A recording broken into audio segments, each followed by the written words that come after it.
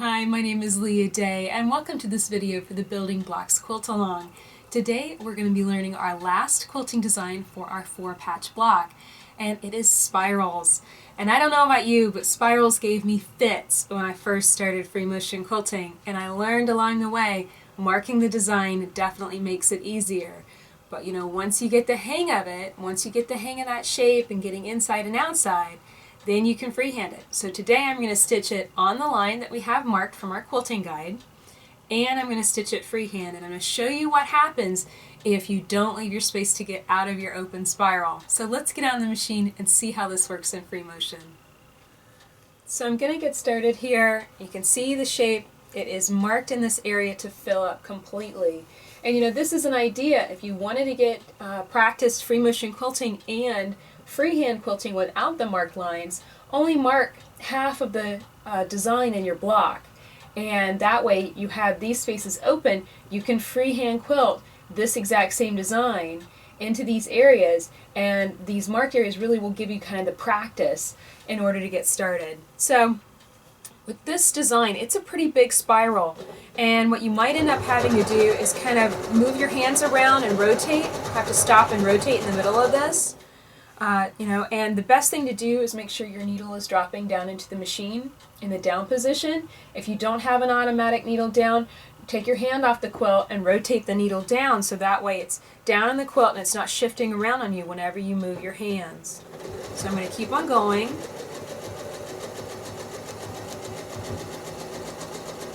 And it's totally up to you. If this feels comfortable, if you want to continue to rotate. Some people I have seen kind of continually rotate the quilt around. I have a little bit more trouble staying on the line like that. It really just depends on what works for you, and the best thing to do is just kind of keep fiddling around with it until you find the best way to move the block around and get into the center of that square. So this is an open spiral. That means that we're leaving space as we go inside, so that way we have an area to stitch into to get out of.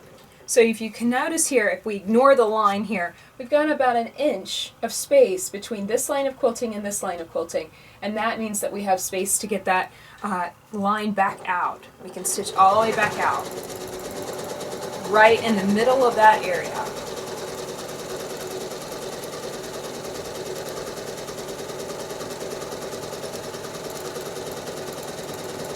And remember, if you stitch off the line badly, like here I'm going to stitch off the line pretty badly right here, that's okay. Those lines come out, so no one will know.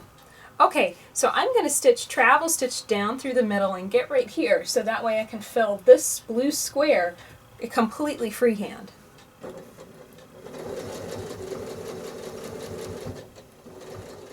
Okay, so here we go. I'm going to start stitching. And I'm really aiming to kind of take this circular shape into the space, not filling all the way to the edges, but filling it in so that I have a nice round shape into this square. Now at this point is really want to start thinking about moving into the spiral and leaving that 1 inch of space all the way in. So I'm going to start kind of shrinking my line in. Really, it's a visual space estimation. It's kind of like learning how to space letters the right distance apart. It just takes practice. But that looks pretty good to me. I'm right in the center. And now I'm going to just stitch right through the middle of that open space to get back out again.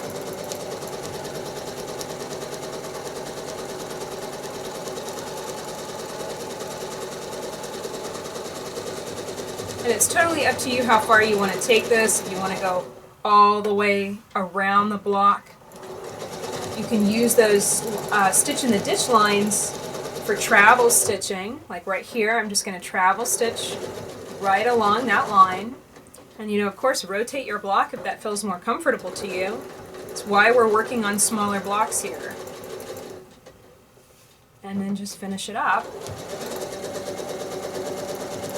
Right on down. Okay, so you can see that this spiral really doesn't look as perfect as this one, because this one was marked.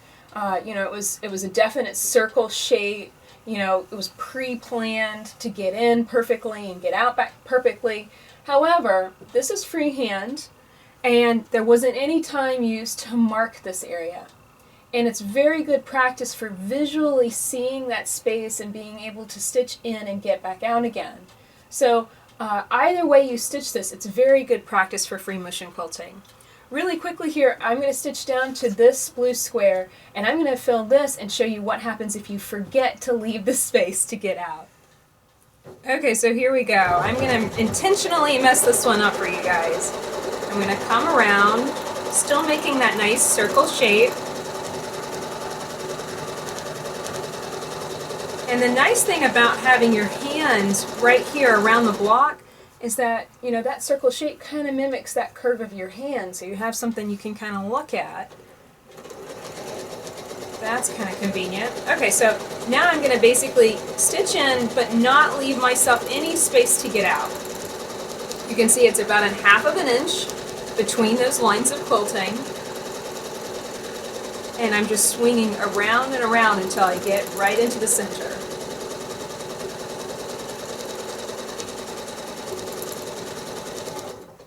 So that's what that looks like. So what do you do if this is what you've done, free motion quilting this spiral? You've forgotten to leave space. Well, you could stitch right through the middle of this, but you're going to really get those lines of quilting pretty dense. That's going to be about 1/4 inch between those lines if you stitch through the middle there.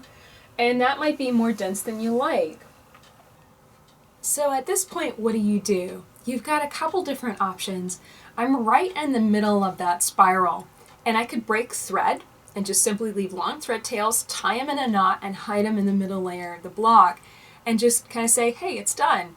But what happens if this is right in the middle of the block, you haven't finished it yet? You really don't want to break thread and have multiple threads to tie off. Well, you could travel stitch all the way through the center of that spiral to get all the way back out again. So let me show you what that looks like.